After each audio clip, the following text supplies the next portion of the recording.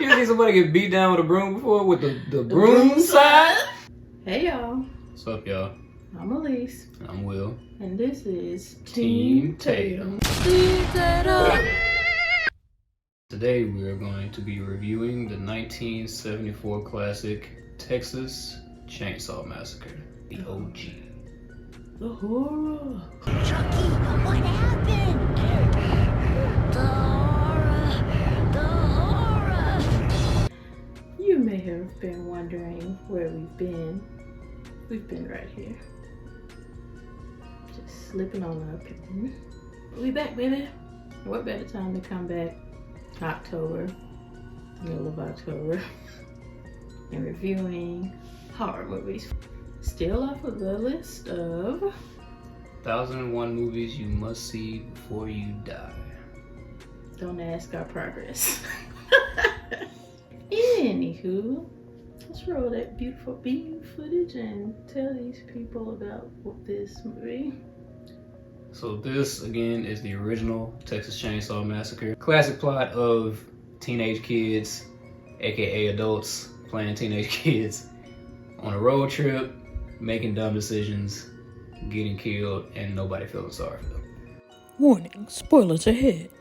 So they're in a van. It's the 70s or whatever. But so it's Franklin, who they describe as an invalid. He's in a wheelchair, and I feel he's a little autistic, maybe. His sister's boyfriend, one of his sister's friends, who's a lady, and I don't know if it's her boyfriend or just another dude in the van. So 2 guys, 2 girls, and Franklin. So 3 guys. 3 guys. And so they're riding in the van, and they're on a road trip to go to Franklin and I think her name was Sally. Their grandfather's house. Oh, let me start off the movie. So there's a voiceover, and it's like a text crawl, not Star Wars style where it's going up at the angle, but still text going up, basically saying this is based on a true story. Blah blah blah blah blah, setting up the mood for it to really get under your skin, because you're like, what? This is real. Unlike stuff that came before it, right? And it is narrated by a then unknown John Larroquette. I'd say his name all wrong, but guess who that is? Dan from Night Court. You don't say. Yep, he was nobody. And tidbit, I usually don't do tidbits till a little later, but he got paid 1 joint. And coincidentally is the only person to have a career after this movie. Some didn't do anything after this movie. Other people did like 2 or 3 little low budget things and then done. So then it starts off with is now the iconic sound effect as they show photographs of like decomposing bodies and stuff like that. And according to trivia, a lot of people walked out of the movie right then. Like when they saw that, they were just like, oh no, too much. And I will say that it's an iconic sound. Like they still use that sound effect now, and it is effective. It's a nice creepy sound, and it's just little flashes. Like it'll flash an up close shot of some decaying hands, and then it'll go back to black, and it'll flash some other decaying body part and then go to black. So once that's done, they zoom in on this decaying, like rotten skull, or head. It's not even a skull, it's a head with flesh on it still, and it's baking out in the Texas sun. Now for anybody who knows anything about Texas summer, it's hot.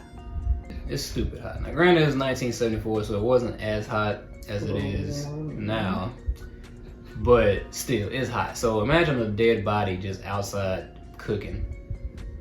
And not only is it a dead body outside, but it's posed with a second dead body on top of a grave marker. So like those tall, pointy grave markers, not like your normal what you consider a tombstone, but like those tall pointy ones, is basically like hugged around it / skewered. Impaled a little by it. Yeah, it's like impaled by it. So yeah, it starts off with that, and then it goes to the kids in the van. They never say where they're going. It's just country Texas. And so there's a news report going over the radio talking about grave robbing and all of that, which kind of sets up the scene that they're going into. And they smell something, terrible, and Franklin is like, that's probably the old slaughterhouse. That's the smell of all the, cows getting killed. He's talking about how they kill the cows with a hammer, how they're supposed to hit them one time and kill them, but they don't always kill them, so they got to hit them a couple more times. And they got past that, and they invented that air gun thing. I don't know the correct terminology for it. Uh, If you've seen No Country for Old Men, the weapon from that. yeah, but he said their grandfather used to work in that slaughterhouse, and he was around when they made the change to the air gun thing. And so they get to the cemetery, and they visit their grandfather, and they leave the cemetery, and they're heading on with their journey, and they see a hitchhiker. And again, this is the 70s, so people was hitchhiking, and people was picking up hitchhikers left and right. So he gets in, and immediately it's like, yeah, why would you pick this dude up? He was almost basically like, why did you pick me up? Right. He was just as shocked as we were. But he's twitchy. Like, he clearly is like, yeah, he's unstable. And he's telling them that, he worked at the slaughterhouse, and Franklin's like, oh, word, my granddaddy worked at the slaughterhouse. And they get to talking about that, they bonding, and he gets to talking about the air gun, like asking about the air gun. He's like, no, that's no good. The old way is better.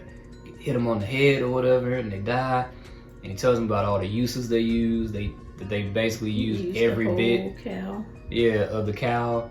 There's not a piece that they don't use some kind of fashion.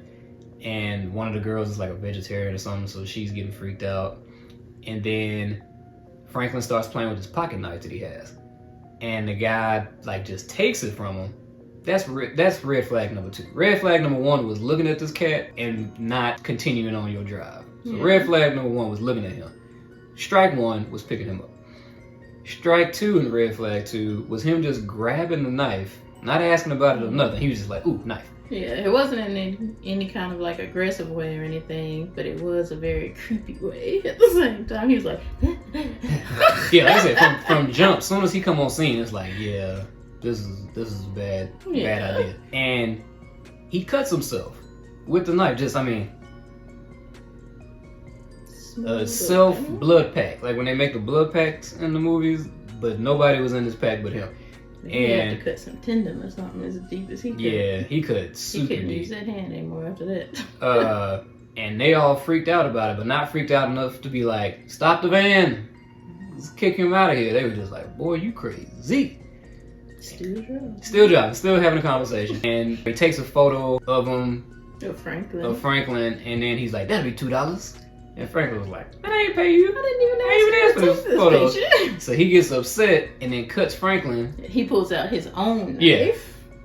And cuts Franklin in the arm. He cut him deep too. It wasn't no slice. It wasn't a little scratch. He got in there.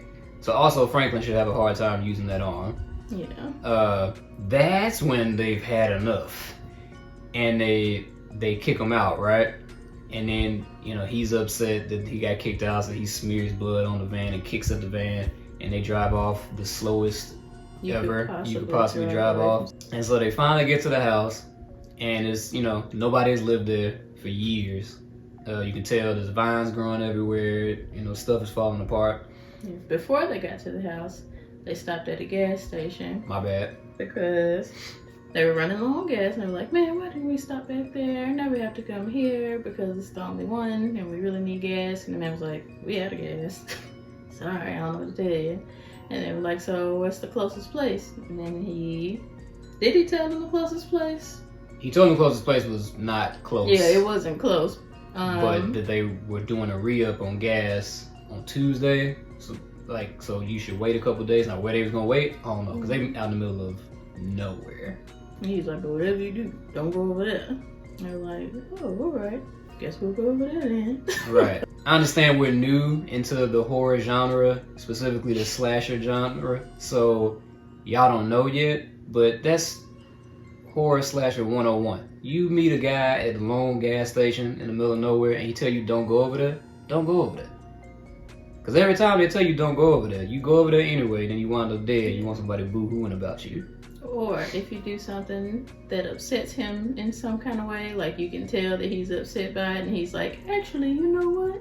I do know a way you can go. Go this way. Don't go that way. way. But again, they naive. They don't know no better. They don't have the years of knowledge that we do, so they don't heed the old man's warning. So they're going on to the house, and like I said, it's in bad shape. And they decide, let's go inside the house. No. Just no. Nothing about that house says this is safe to go inside. We can look at it from outside. We can reminisce from outside. We're not going inside. No. So they go inside, leaving Franklin in the van. Well, they take him out, and they leave him outside. Nobody is like, hey, Franklin, you want to come in here? Again, this is the 70s. Ain't no ramp.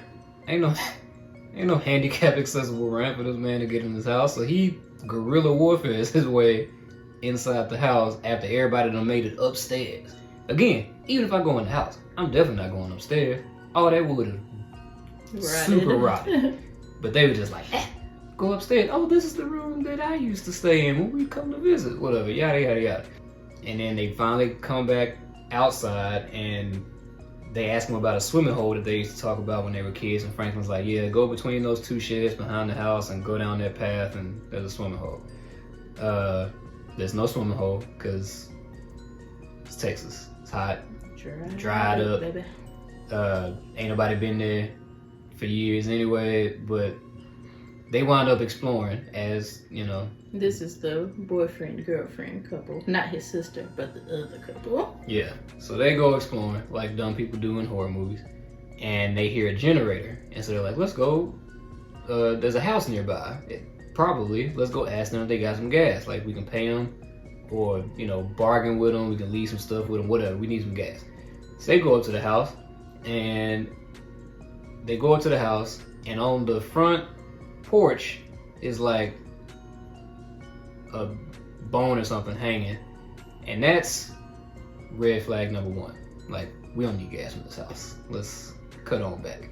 But they go up to the door anyway. They knock on the door. They find a tooth on the front porch. The boyfriend picks it up. Yeah, human tooth. And the dude picks it up and thinks it's funny to like give it to his girlfriend, and she's like, a tooth. And I was like, you're not freaked out that there's a random tooth on the ground? Now, it could have happened any kind of way, but I'm gonna just assume murder and bounce, right? You already saw a bone, now you see a tooth. That's go time. Yeah. So they knock on the door, and it's the classic, they knock too hard and the door just opens. And the boyfriend walks in. It's like, wow, who does that? Who does that? Okay, the door wasn't fully closed and it opened up. Pull it back closed. Hey, sorry. Anybody home? Your door was open. I closed it. I ain't walk in or nothing. Nah, you just walk in the house. Soon as you walk in the house, there's a hallway with a wall of skulls on it. Different, like, animal skulls species and stuff. And still you're like, oh, that looks cool. And he keeps walking.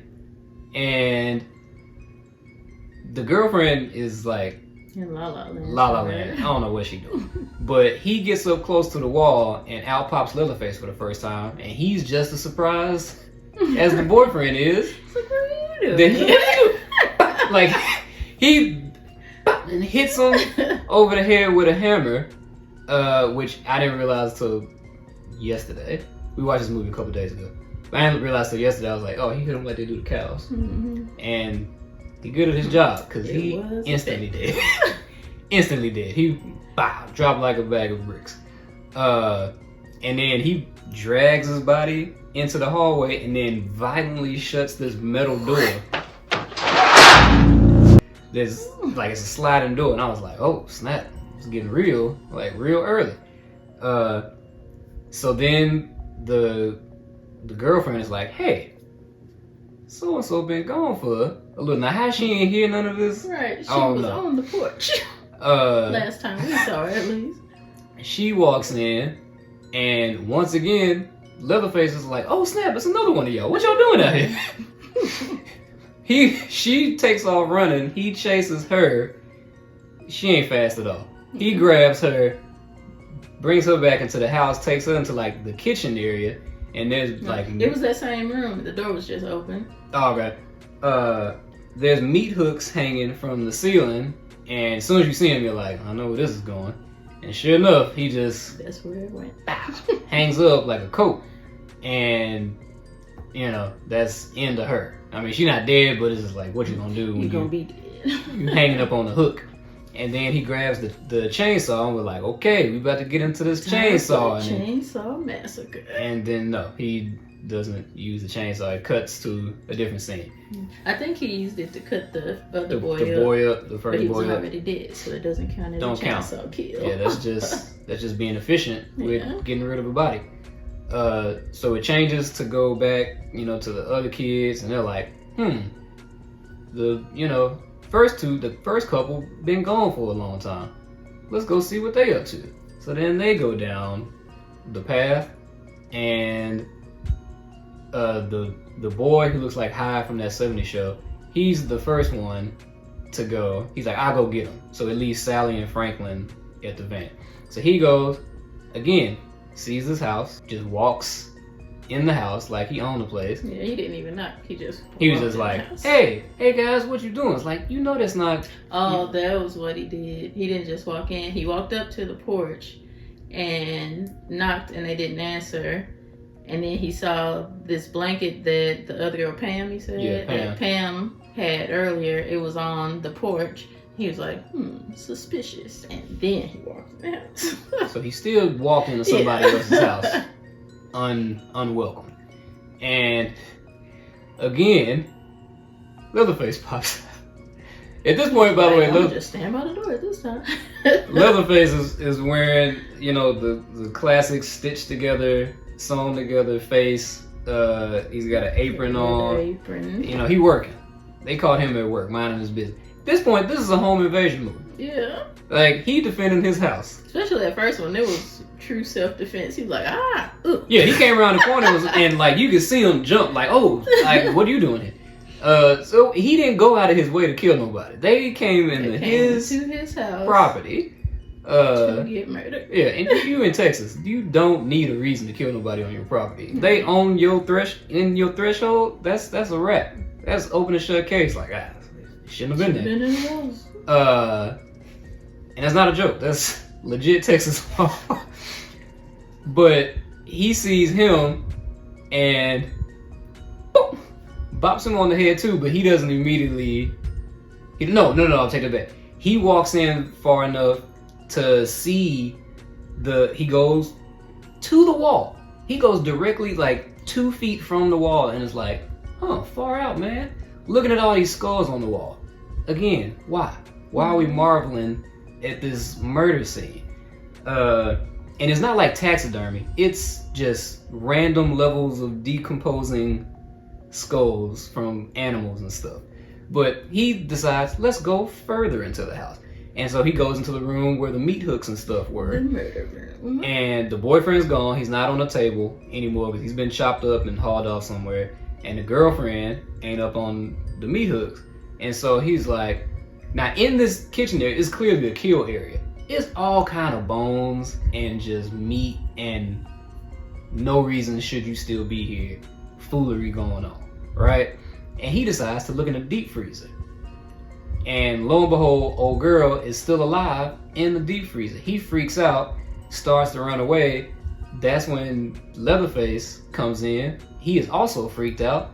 He's like, dang, how many of y'all is it in this He's like, place? man, it's like when flies get in your house. He was treating them like flies in the house. Like, who keep letting these flies in the house? And so he bops him on the head. He doesn't immediately die, so he has to hit him again. And then he drags him off. And then he goes and looks out the front window, like he opens up the blind and is looking like, where, like, is a bus outside full of people? Like, what's happening? So he's clearly like, what's happening? At this point, you're on Leatherface's side. He was minding his business, and they came in his house, doing his house chores and stuff. 3 back to back, bothering him. So then they do this gross, like, up close view of the Leatherface, you know, face mask, and he's like licking his lips, not LL Cool J style. That was a little gross. And then it goes back to, you know, Sally and Franklin. And at this point, it's nighttime. And I'm like, nighttime. They came broad daylight. right? Not any lights. And they're not like, even street lights. yeah, it's nothing out there. Literally only moonlight.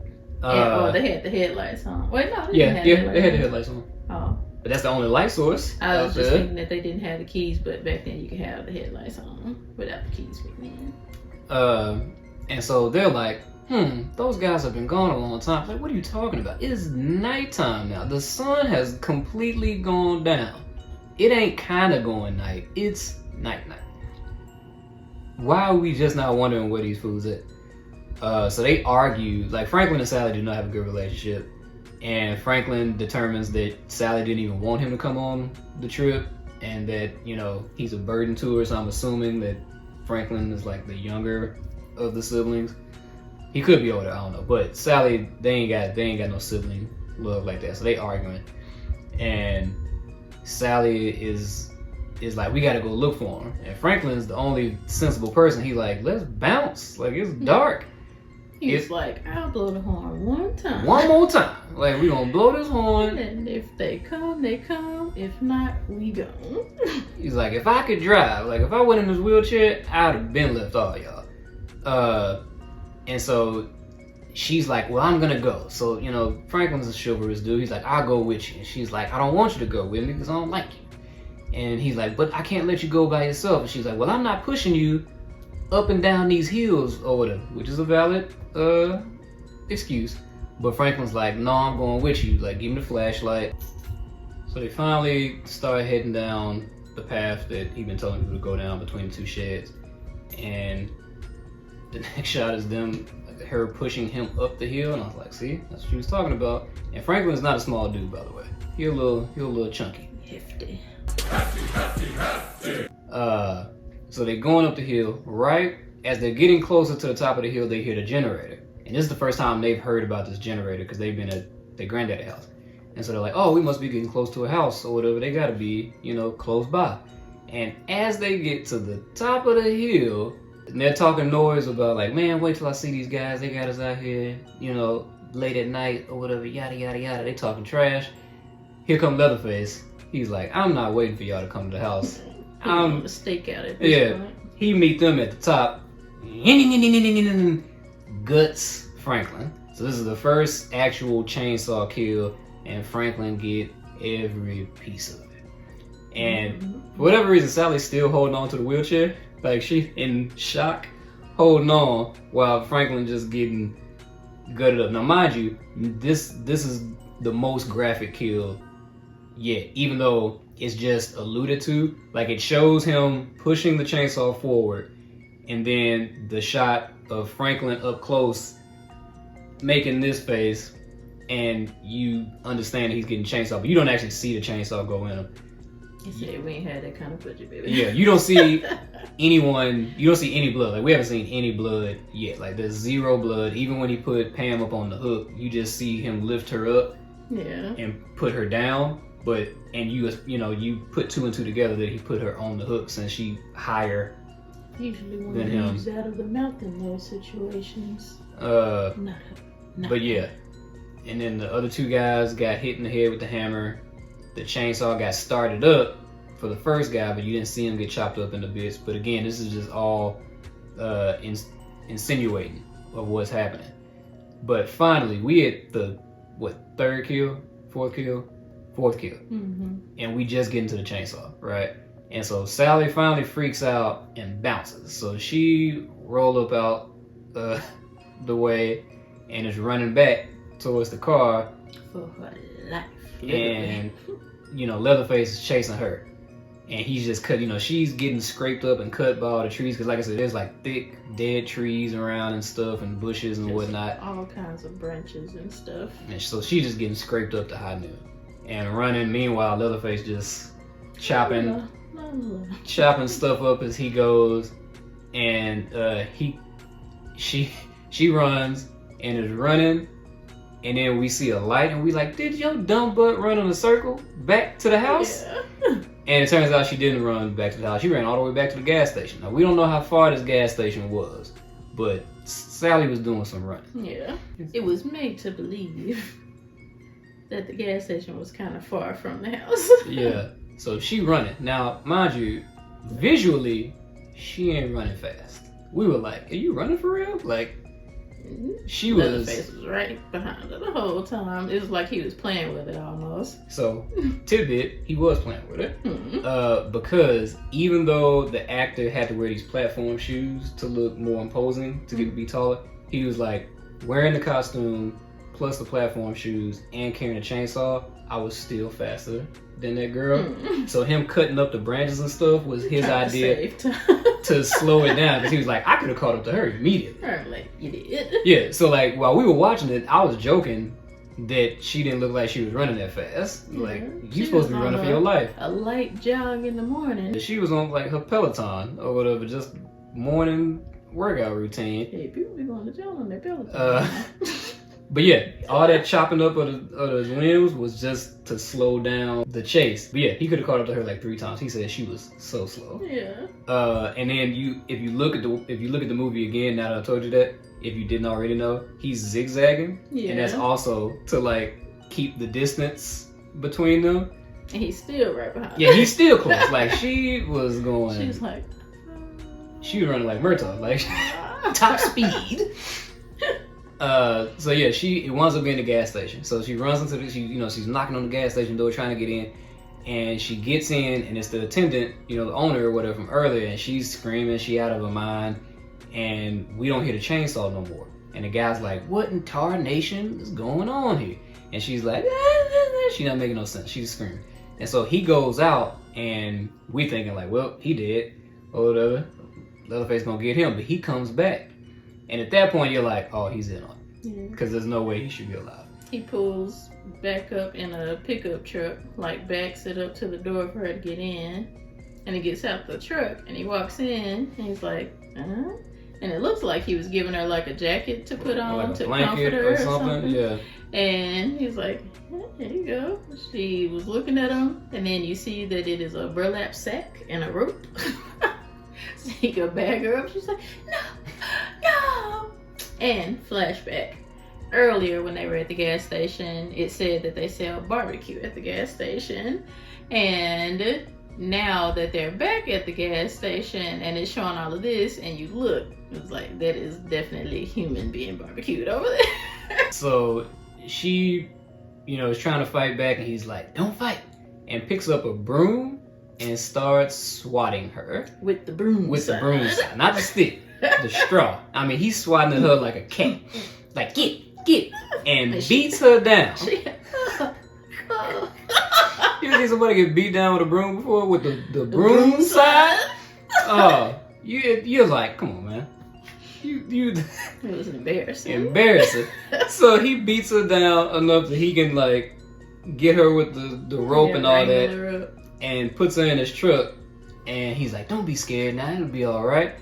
And so he's driving, and he's poking her with the stick side, every now and then, like poking her while you're driving. And then there's a figure in the road, and it winds up being the hitchhiker dude from earlier. And so he's like, get out of the road. And he gets out of his truck, and it turns out that's his son. And I don't even know if it's his son, because they all... Or it could have been his brother. I can't say that part. Or nephew. I don't know. He family. He cool with him. He his people. So he hop in the back of the truck, and after he scolds him that he almost got caught to stay out of the cemetery. So you find out he's the one who's been doing like the grave robbing and the little artistic sculptures of the people or whatever. So it's coming full circle, about the grave robbing thing. It's not just something that was on the radio. So he hops in the back of the truck, and of course they go back to the Leatherface house. He brings the girl in, and she wakes up at the... Oh, no, wait. I forgot. We got to flashback again. We got to go back again. So when she was initially running from Leatherface, she did go to the house first. So when she ran away from him right after he killed Franklin, she does go to the house, right? And she goes upstairs, as dumb people do in horror movies, and she runs into this room, and she sees 2 people in the room, and they're sitting in a chair, and she runs all the way to the end of the room, and she's like, please help me, and then the camera looks up, and they're dead. Like, they're 2 decomposing bodies. It's a man and a woman. And she freaks. Yeah, and a dead. And she freaks out, and she runs, and she tries to go back downstairs, and as she's coming down the stairs, Leatherface is coming, like he just came in the door, right? And he done cut down the door. Yeah, she closed it, I think. And she jumped out the window to get away. Well, she ran back upstairs. So when she sees him, she runs back upstairs, and he runs upstairs after her, and she, without hesitation, just jumps out the second story window, gets up, dusts herself off, and then runs. And he still catches up to her. After all of that. That's when she runs to the gas station. We thought she ran back a second time to the house. That's what it was. But yeah, I forgot about her jumping out the second story window. I mean, zero hesitation. When she saw him, she was just running. Like, she ran up the stairs from the first floor. She ran up the stairs and just, bam, smooth out. Smooth out the window. Geronimo. So now she's back in the house, like they done caught her or whatever, and she's at the dinner table, and she's at the end of the dinner table, and all the family is at the end. Leatherface got a new outfit on. He got his dinner clothes on, so he got his black suit on and a new mask that's not stitched together. It's like a woman's face, and it's got makeup crudely done on it, lipstick, eyeliner, all that stuff. And the gas attendant guy is like, "Go get Grandpa." And I'm like, "Why would you go get Grandpa? Like, what? Get this dead body from upstairs." I'm like, they real. Yeah, y'all real crazy. So the hitchhiker dude goes up and gets Grandpa, brings him down, and sits him next to Sally. And Sally tied up to the chair. And well, at first she was at the end and he was at the other end. They later brought her over to where he was. Not for this part. Yeah, when they say bring Grandpa down, Leatherface and the gravedigger man brought him downstairs in his wheelchair, and he was at the head of the table. She was at this end of the other head of the table, tied to the chair that had human arms for the chair arms. Oh yeah, we forgot to mention, like, most of the furniture is made out of human bone, like sofa, chairs, but that one all was that stuff. Arms, like, yeah. So it must have been one of her people, because it was fresh. So they bring Grandpa down. He's at one end, she's at the other end, and she's like, "Please help." And she's saying, like, "You don't have to do this." And then, "No, you can make them stop." He's like, "No, he can't." Copying her own voice. And then they were talking about how they wanted to kill her. And like, "No, let me do it. And they were like, "No, let Grandpa do it." And that's when they got him. That was what it was. But anyway. No. I'm back. No! He was already down there when they said let Grandpa do it. They were like, "Grandpa is the best there ever was. He could kill anything with one hit. He was the best in the business." It was like, clearly he's not. Look at this decrepit corpse you got right here. You talking about killing somebody? And they were like, "Bring her over here." And that was when they brought her over to where he was sitting, and that was when they cut her. Now you go. Yeah. So they cut her finger, and then they grab her arm and put her finger in dead Grandpa's mouth, and we're like, gross. But then we're triply grossed out, because turns out Granddaddy ain't dead, and he starts sucking on her finger, and we were like, oh my god. That was Didn't the see only that thing coming. that grossed me out the whole movie. Yeah. I was like, out of all the things that they showed, like, obviously we're psychopaths, because we were just like, cool. Like, that's cool. Not grossed out at all, but nice. But thinking Grandpa's dead and him not being, and sucking on her finger, shriveled up. Yeah, I mean, he looks dead. Disgusting looking. But yeah, that was like, that was gross. That was legitimately gross. But tidbit about that, it was supposed to be like a tube next to her finger, and it was supposed to squirt out blood, and then they do the thing, but it didn't work. And the dude playing Leatherface, they've been at it for hours. Also, they were all done. They were all over it, because all the food and stuff on the table was real rotted meat. Gross. So they said the smell in there was awful, because it was legit. They actually filmed it in Texas summer, so it was hot. There was no AC in that house. Like, that was a real house that had no AC, so everything was hot. And then they had all the studio lights and all that in there, so it was extra hot. So the meat was rotting faster because it was hot. The smell was unbearable. And all the clothes that they're wearing that's it. They didn't wash them or anything for continuity. Yeah. And so they were all wearing days old, sweaty, musted, dirty clothes. They all funky Mm-hmm. or whatever, right? So the dude who playing Leatherface was like, screw this, and actually cuts her Wow. to get the blood. Didn't ask nobody or nothing. He was just tired of trying to get the mechanism to work. He was just like, sliced it. Actually, Well, that's why she screamed. yeah. So when she screamed, that was legit. Like, you cut me. But she pulled a Kerry Washington and kept it moving. Stayed in character. So yeah. So then, you know, Grandpa does the whole blood sucking thing, and that was super, super creepy. And then they talk about the whole like, all right, we're gonna kill you now and let Grandpa do it. And again, Grandpa is 1.5, 1 3/4 feet in the grave. So they put the hammer in his hand, and he just like he can't even hold the hammer. So I was like, what are you doing? He tries to hit her a couple times, misses. Finally hits her, but you know he ain't got no power in his hand, so he just kind of boom hits her. And they were like, I'll do it. And in their struggle to see who was gonna be the one to do it, she gets free, takes off running again. If nothing else, she ain't scared to run away. She ain't scared to run away. Once again, jumps out the window. She finds the first window, crashes out of that. Luckily, it was on the first floor this time. And also, again, they give chase. And when you rewatch that scene again, they are zigzagging. And whatchamacallit, the Hitchhiker? yeah, he was running beside her. Yeah. He could have grabbed her at any time. So again, she's super slow. She's not a track star. But when I read that trivia, I was like, that makes sense, because he was this close to her. Because I was definitely like, grab this woman. What Like, are you just doing? reach out and touch You're in front her. of her at this point. Like, he could have ran in front of her, turned around, and been running backwards, Yeah, faster than she was running forward. looking at her in the face. But, you know, and at this point it's daytime. Like, she's been there All night long. all night long. Fighting for her life. So it's daytime now, and they run out into the road, and 18-wheeler's coming by, and And he was slicing her up this whole time too, the hitchhiker man. That's why he was right beside her, because as they run, he just and still you're not really seeing any blood. Like, you're seeing the act of him slice her, Yeah. but you know you're not really seeing any blood.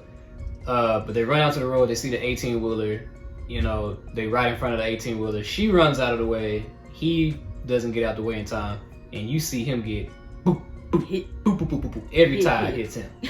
Every driver's side tire hits him. He crushed to pieces. So that's the most graphic thing in the movie. That was the whole movie budget right there. Right. Him getting hit by that truck. So the truck driver immediately stops, gets out, you know, sees old girl, starts running towards her to help her. But as he gets close, around the bushes comes Leatherface with the chainsaw, and he turns on a dime. I mean, he was like, hey, are you... Oh. He turns so quick and heads, but he says, forget you. Right. And runs back to his truck and hops in, and she hops in with him, but Leatherface is like right there, and he closes the door, but Leatherface starts to try to cut into the door, so they go out the passenger side and start running, and Leatherface almost catches up to him, like he meets him like, surprise, B, on the other side of the 18-wheeler. It's basically Ring Around the Rosie at this part. Yeah. And at some point, the truck driver grabbed like a wrench or something, like maybe when he was inside the truck, I don't know, or maybe it was a stick, but he turns around and chucks it at Leatherface's head, and it knocks him back, and he falls, and his chainsaw lands on his leg and cuts him a little bit. It doesn't cut it off, but it cuts him deep. Yeah. I already told her already, but he really cut his leg.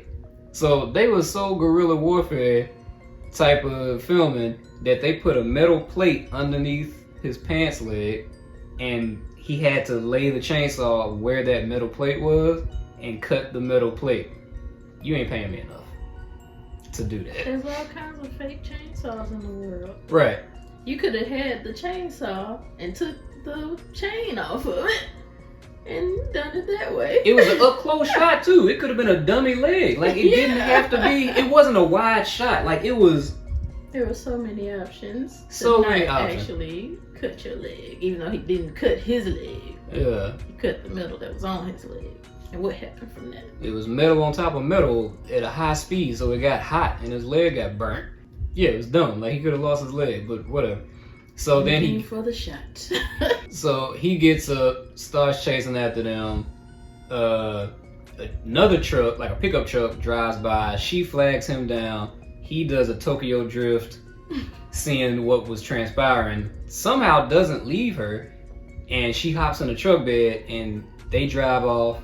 And she's like maniacally like crying. Mm-hmm. Turns out, another tidbit, she was doing that for real because they were supposed to be done. They had already shot for longer than they said they was gonna shoot. Mm-hmm. And like I said, they had just done the dinner scene and everybody was like fed up with all of that.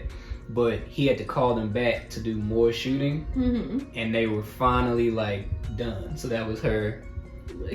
Thank God we done. So like that was not her acting. Now don't forget the And then the most important scene of all, after they show her riding off into the sunset in the truck bed, it goes back to Leatherface. Also, the truck driver is still running. The 18-wheeler dude, he's still in the background, hoofing it back to his car to leave. But Leatherface starts doing this interpretive dance with the chainsaw, just swinging it around, one-handed, two-handed, doing pirouettes, all of that stuff. Apparently, he did that in celebration for them being finally done, and the camera was just still rolling. They're like, leave it in. Leave it in. Cut to black, credits. End the movie. That's how we ended. Literally, cut to black credits. End the movie. Right. That's how it ended. That's how it ended. So Sally lives. Poor Franklin. I know. I really wanted Franklin to make it through the whole movie. I was rooting for him. And yeah, there's more like tidbit stuff, but what I said already was what I can remember off the top of my head and the most intriguing. But yeah, people walked out of this movie, like I said in the very beginning when they were showing the photographs of the dead bodies, and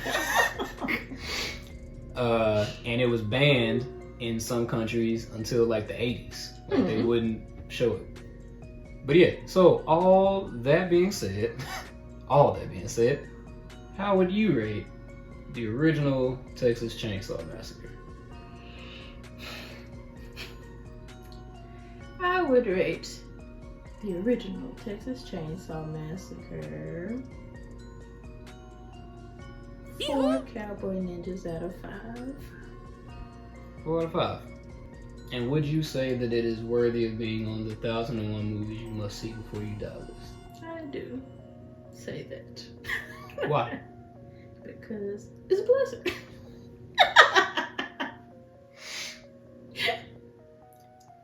I give the original Texas Chainsaw Massacre. I debated about this for a while. I had my initial reaction right after we got done watching it, but like I said, it's been a couple of days, so I've had time to stew on it. And my original verdict was 3 out of 5, and that it didn't deserve to be on the list. But since then, I've now upped it to 3.5 cowboy ninjas out of 5, and it does deserve to be on the list. Because I didn't like that, and this is nitpicking, so that's why I gave it some more points. There's only one chainsaw kill. Like, how are you Texas Chainsaw Massacre? The reason why the movie got made is because the director was in a department store, not a department store, like a Home Depot. So what's that called? Home improvement store. Like a home improvement store, and saw an aisle of chainsaws and was like, what if somebody went crazy and killed people with a chainsaw? It's based on a true story, so he couldn't have thought that. Nope. So the story that it's based off of is of a serial killer up in Illinois somewhere. Wasn't even in Texas. The guy that Norman Bates is based off of is what but they wanted a new story. Yeah, they didn't want the same. So this is one of those inspired by this is one of those events. inspired by true events. So if you didn't know, even though I think we said in this video already, we live in Texas, and we live like, I don't know, 10 minutes from where they filmed this. Yeah. It looks nothing like that now, but the house isn't there anymore. Somebody bought it and moved it. And from there, it got turned into a restaurant, like a cafe. and I don't think it's in business anymore. Mm-hmm. It is? Sometime, I can't remember. Oh, during Halloween every year, you can stay there overnight, 24 hours. They have a Texas Chainsaw Massacre marathon, and you get food and all that. And I think it's like $500 a person. Info in the description box. But yeah. I'm on Instagram too much, sorry. But yeah, there was never a Texas like serial killer murder thing that this was based off of. It's a newfound twist on the guy, and I forget the guy's name, but whoever Norman Bates was supposed to be based off of. Yeah, that disappointed me when I found that out. Oh, you told me. Why you gotta crush other people's dreams? Cause yours got crushed. I'm speaking the truth to the people. Well, tell them I leave the room or something. But so the whole not getting killed by chainsaw things was like, it's a letdown. That's why you gotta watch Texas Chainsaw Massacre, which is the one I did see. Okay. Not this one. The original ones, not the remakes. I saw it. But the reason why I think it should be on is because though we already established that Peeping Tom, one of the other movies we reviewed, go check that one out, was the quote-unquote start to the slasher genre, this is what catapulted the slasher genre. And it was a UK movie. This is like the first of the American, there's somebody out here just, slashing people up, hence the title of the genre. So, yes. To that also, just in case that's not. Yeah, that might not be 100% true. That it is. But I think it was the one that like really did a springboard to launch all the other classic slasher villains that we know. So I was like, without this one, we wouldn't have got some of the rest. So obviously you need to give credit where credit's due. So it's a classic. It does need, and it started a whole lie of a lore. Like the whole Texas. It's a true story. I don't care what he said. It started a whole thing, a whole cult following. In Texas that killed people. Yeah, you should see. Cut your face off and wore your face as a mask, and he lived in Round Rock. I mean, it's Round Rock was established like it is now. Yeah, true story. So yeah, I mean, it's a great concept. I've always, even though I wasn't, big into the Texas Chainsaw franchise, the lore was always cool. It was like the killing the victims and wearing their face and all of that. It was cool. But again, I guess I'm a psychopath or whatever. It wasn't the scariest thing I've seen. It wasn't scary at all. It wasn't scary. It was more comedy. Yeah, it was more comedy. It wasn't meant to be. Yeah, it wasn't meant to be. It wasn't meant to be. It wasn't John and Dale versus John and Tucker. Yeah. Dale and Tucker, whatever. Dale and Tucker versus Evil. It wasn't that. That's a good movie. Yeah, if you haven't seen that, you should definitely watch it. Now that's gory. Yeah. That's gory. And a slight Chainsaw Massacre. Yeah. But yeah, it does deserve to be up there. But I didn't really like it. I liked it. I did like it. And I could have really liked it. So that's why I gave it a 3.5. I could have. But I didn't. So yeah, if you've seen the original 1974 Texas Chainsaw Massacre, what did you think? How mad are you at us, or me rather, not her, for giving it 3.5 out of 5? Do you have any tidbits about it? What do you think? Let us know in the comments below. Also, what movie do you want him to crush your dreams about next? On our next review, name the movie that you believe in the most. He'll crush your dreams on it for free next week. Anything else, darling? That's all. Well, in that case, thank you for watching. God bless you. Good night. Be sure to like, share, subscribe. And this has been another episode of Tatum.